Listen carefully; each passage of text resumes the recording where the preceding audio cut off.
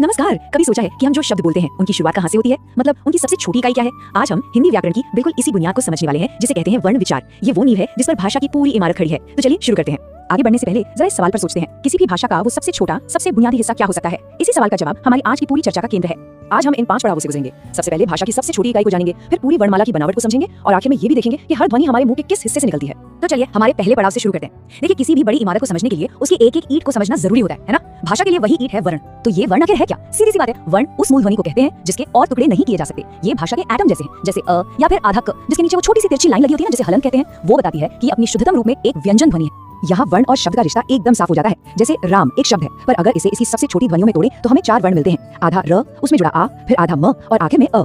जब ये चारों वर्ण जुड़ते हैं तब जाकर राम शब्द पूरा होता है। ठीक है, तो अब हम भाषा की ईंट यानी वर्ण को समझ गए हैं। तो अगला कदम क्या है? पूरी की पूरी दीवार यानी वर्णमाला की बनावट को समझना। ये उपमा कितनी सुंदर है ना। वर्णमाला सिर्फ अक्षरों का एक झुंड नहीं है, ये एक माला है जहाँ हर वर्ण एक मोती की तरह अपनी सही जगह पर पिरोया गया है। सब कुछ बहुत व्यवस्थित है। तो इस खूबसूरत माला में कुल कितने मोती हैं? हमारी मानक हिंदी वर्णमाला में कुल 52 वर्ण हैं।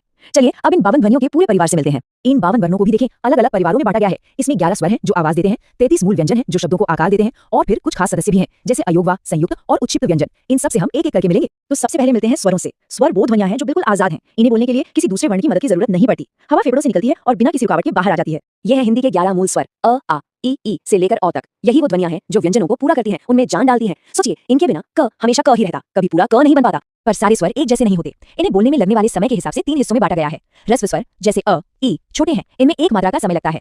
दीर्घ स्वर जैसे आ, ई इनमें 2 गुना समय लगता है। और प्लुत स्वर का इस्तेमाल तब होता है जब किसी को दूर से पुकारते हैं, जैसे राम, जहां हम आवाज को खींचते हैं। अब बात करते हैं व्यंजनों की। ये स्वरों से बिल्कुल उल्टे हैं। व्यंजनों को बोलने के लिए हमेशा एक स्वर की मदद चाहिए ही चाहिए। हर व्यंजन में अपने आप अ स्वर छिपा होता है। जब आधे क में अ जुड़ता है तब जाकर पूरा क बनता है। व्यंजनों का सबसे बड़ा परिवार है स्पर्श व्यंजनों का। इसमें पूरे 25 सदस्य हैं और देखिए इन्हें कितने वैज्ञानिक तरीके से 5-5 के 5 ग्रुप्स में बांटा गया है। क वर्ग, च वर्ग, ट वर्ग, त वर्ग और प वर्ग। ये ग्रुप सिर्फ ऐसे ही नहीं बनाए गए, इनके पीछे एक बहुत बड़ा वैज्ञानिक कारण है जो हम आगे देखेंगे। अच्छा, स्पर्श व्यंजनों के अलावा 3 और खास तरह के व्यंजन हैं। अंतःस्थ जिनकी ध्वनि थोड़ी स्वर और थोड़ी व्यंजन जैसी होती है। ऊष्म जिन्हें बोलने पर मुंह से हल्की गर्म हवा निकलती है। और संयुक्त व्यंजन जो 2 व्यंजनों के मेल से बने हैं। और अब आते हैं सबसे दिलचस्प और प्रैक्टिकल हिस्से पर, उच्चारण स्थान। यहीं पर हमें पता चलता है कि हिंदी वर्णमाला का डिजाइन कितना वैज्ञानिक है। हर ध्वनि हमारे मुंह के एक खास हिस्से से जुड़ी हुई है। हमारी ध्वनि की यात्रा गले यानी कंठ से शुरू होती है, फिर तालु, मूर्धा, दांत से होते हुए होठों पर आकर खत्म होती है। ये बिल्कुल प्राकृतिक क्रम है, अंदर से बाहर की तरफ। सबसे पहली ध्वनियां निकलती हैं कंठ से यानी गले से। स्वर अ, आ और पूरा का पूरा क वर्ग। एक बार बोलकर देखिए, क। महसूस हुआ? कंपन सीधे गले में होता है। कंठ से थोड़ा सा आगे बढ़ते हैं तो आता है तालु। यहाँ से स्वर ए, ई और पूरा च वर्ग बोला जाता है। च बोलकर देखिए, जीभ दांतों के ठीक पीछे वाले नरम हिस्से को छूती है। अब जरा और आगे आते हैं मूर्धा पर, मतलब मुंह के अंदर की जो सख्त छत है। यहाँ से ट वर्ग की ध्वनियां निकलती हैं। ट बोलकर महसूस कीजिए, जीभ कैसे थोड़ा पीछे की ओर मुड़कर ऊपर की छत को छूती है।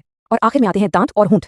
त वर्ग को बोलने के लिए जीभ का दांतों को छूना जरूरी है और प वर्ग की ध्वनियां तो बिना होठों को मिलाए निकल ही नहीं सकती। जरा कोशिश करके देखिए, नहीं होगा। कुछ ध्वनियां ऐसी भी हैं जो 2 जगहों के मेल से बनती है, जैसे ए और ए में गला और तालु दोनों काम करते हैं। और एक मजेदार बात,